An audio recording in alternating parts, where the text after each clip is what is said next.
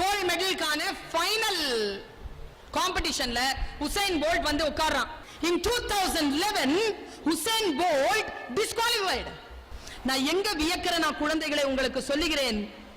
2011ல அவன் டிஸ்குவாலிஃபை செய்யப்பட்டான். ஆனா 2012ல மறுபடியும் வந்து அதே ட்ராக்ல அவன் உட்கார்ந்தாங்க. மறுபடியும் எழுந்திருச்சு வந்தான் பாருங்களேன். அங்கேயே அவன் ஜெயிச்சிட்டான். முதல்ல never give up, never give up.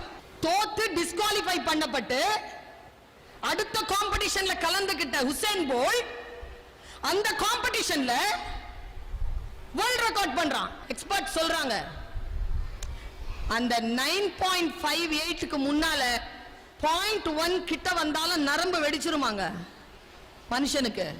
அதான் மேக்ஸிமம் லிமிட்டா.